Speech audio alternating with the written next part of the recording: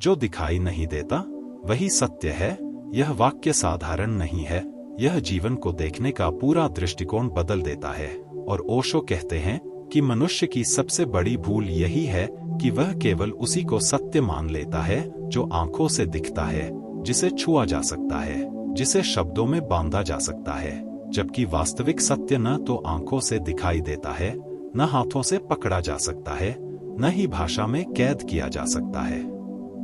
क्योंकि जो दिखाई देता है वह हमेशा बदलने वाला है, क्षणिक है, नश्वर है, और जो सत्य है वह शाश्वत है, स्थायी है, मौन है, अदृश्य है।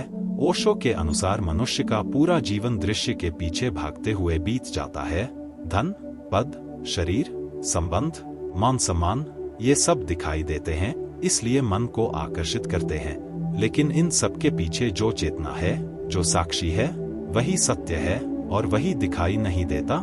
जैसे आंख स्वयं को नहीं देख सकती लेकिन उसी से सब कुछ देखा जाता है, वैसे ही चेतना स्वयं को वस्तु बनाकर नहीं देख सकती, लेकिन उसी के कारण पूरा अस्तित्व जाना जाता है।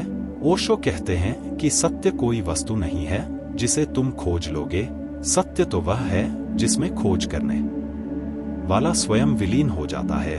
और इसीलिए सत्य दिखाई नहीं देता, क्योंकि देखने वाला और देखा जाने वाला जब एक हो जाते हैं तो वहां दृश्य कहाँ बचता है। मन हमेशा दृश्य चाहता है, प्रमाण चाहता है, रूप चाहता है, क्योंकि मन स्वयं अंधा है और वह केवल बाहरी संकेतों पर जीता है, जबकि सत्य का मार्ग भीतर की ओर जाता है, जहां कोई रूप नहीं, कोई नाम नहीं, कोई आकार नहीं, केवल शुद्ध जागरूकता है। जब तुम आंख बंद करते हो और विचारों को भी बंद होने देते हो, तब जो शांति उतरती है वही सत्य की पहली झलक है, लेकिन वही मन को डराती भी है, क्योंकि मन का अस्तित्व विचारों से है और मौन में मन मरने लगता है। इसलिए लोग सत्य से नहीं बल्कि मौन से डरते हैं, क्योंकि मौन में उनका झूठा व्यक्तित्व टूटने लगता है। ओशो कहते हैं कि जो दिखाई देता है वह सपना है और जो दिखाई नहीं देता वही जागृति है।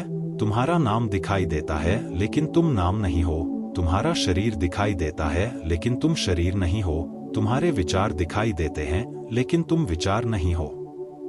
फिर तुम कौन हो? वही जो इन सबको देख रहा है और वही दिखाई नहीं देता। यही साक्षी, यही दृष्टा, यही आत्मा है और यही सत्य है। संसार ने हमें सिखाया है कि बाहर देखो, उपलब्धियां इकट्ठा करो, पहचान बनाओ, लेकिन ओशो कहते हैं कि यह सब अहंकार का खेल है और अहंकार हमेशा दृश्य से पोषित होता है, क्योंकि अदृश्य में अहंकार टिक नहीं सकता। जैसे अंधेरे में दीपक जलता है तो अंधेरा दिखाई नहीं देता, वैसे ही जब चेतना जागती है तो अज्ञान दिखाई नहीं देता, लेकिन अज्ञान के रहते चेतना को समझना कठिन होता है। सत्य को देखने के लिए आंखें नहीं बल्कि आंखों के पीछे की दृष्टि चाहिए, जिसे ओशो ध्यान कहते हैं।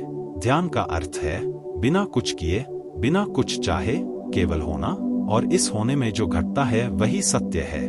जब तुम कुछ नहीं करते तब अस्तित्व स्वयं को प्रकट करता है, लेकिन वह प्रकट होकर भी दिखाई नहीं देता, वह केवल अनुभव बनता है। ओशो कहते हैं कि प्रेम दिखाई देता है क्या? तुम किसी को प्रेम करते हो, लेकिन प्रेम कहाँ है? वह फूल की तरह दिखाई नहीं देता, फिर भी वह सबसे वास्तविक अनुभव है। दुख दिखाई देता है क्या? तुम रोते हो, लेकिन दुख का आकार क्या है? फिर भी वह वास्तविक है। ठीक उसी तरह सत्य भी दिखाई नहीं देता, लेकिन वह सबसे गहरा अनुभव है। जो दिखाई देता है वह हमेशा बाहर है और जो सत्य है वह हमेशा भीतर है। बाहर तुम वस्तुएं पाते हो, भीतर तुम अस्तित्व पाते हो। बाहर समय है, भीतर कालातीतता है।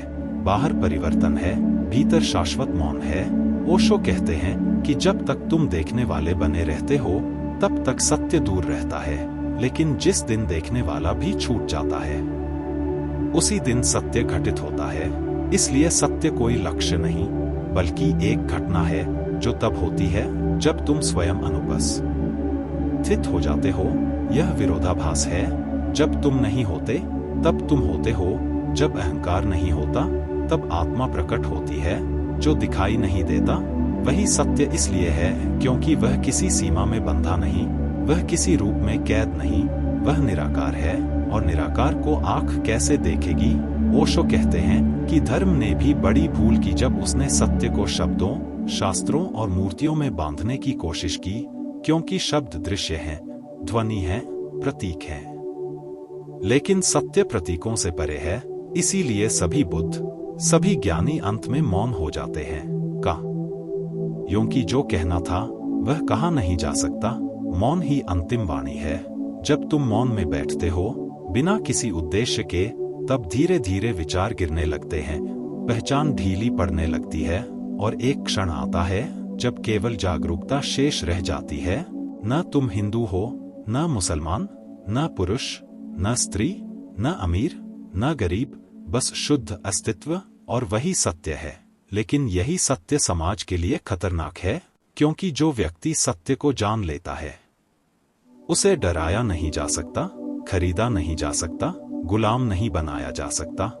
इसलिए समाज ने हमें दृश्य में उलझाए रखा, डिग्री, नौकरी, रिश्ते, प्रतिस्पर्धा, ताकि हम कभी भीतर झांकने का समय ही ना पाएं। ओशो कहते हैं कि संसार एक बड़ा भ्रम है, लेकिन इसका अर्थ यह नहीं कि यह झूठा है, बल्कि इसका अर्थ यह है कि इसे अंतिम सत्य मान लेना भ्रम है। संसार साधन है, सत्य नहीं। देह मंदिर है, लेकिन देवता नहीं। विचार सीढ़ी है, मंजिल नहीं।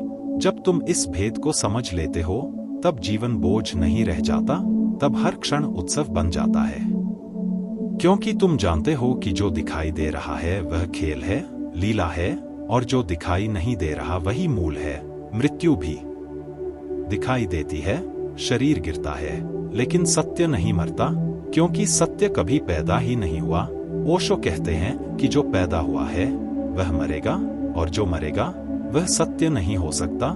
सत्य अजन्मा है, अमर है, और इसलिए अदृश्य है। जब तुम ध्यान में गहराई से उतरते हो, तब एक बिंदु आता है जहां भीतर और बाहर का भेद मिट जाता है, जहां देखने वाला, देखने की प्रक्रिया और देखा गया तीनों एक हो जाते हैं। उसी क्षण सत्य घटता है। लेकिन उस क्षण के बारे में बोलना असंभव है, क्योंकि वह अनुभव भाषा से परे है। यही कारण है कि जो सच में जानते हैं वे ज्यादा बोलते नहीं, और जो ज्यादा बोलते हैं वे जानते नहीं। ओशो कहते हैं कि जीवन का सौंदर्य इसी रहस्य में है कि सत्य छुपा नहीं है, फिर भी दिखाई नहीं देता, क्योंकि हम गलत दिशा में देख रहे हैं। हम आंखों से देख रहे हैं, जबकि देखना हृदय से होता है। हम सोच से समझना चाहते हैं, जबकि सत्य समझा नहीं, जिया जाता है। जब तुम जीवन को समस्या की तरह नहीं, बल्कि रहस्य की तरह जीते हो, तब सत्य धीरे धीरे स्वयं को खोलता है। जो दिखाई नहीं देता वही सत्य है। यह वाक्य तुम्हें बाहरी दुनिया से भीतर की यात्रा पर ले जाने का निमंत्रण है। यह कहता है कि रुक जाओ, देखना बंद करो, होना शुरू करो, शब्द छोड़ो, मौन को अपनाओ, पहचान छोड़ो, अस्तित्व को स्वीकारो। और जिस दिन तुम यह साहस कर लेते हो, उसी दिन तुम्हें पता चलता है कि जिसे तुम जीवन भर खोज रहे थे वह कभी खोया ही नहीं था। वह तो सदा से तुम्हारे भीतर था, अदृश्य, मौन, शाश्वत, और वही सत्य है।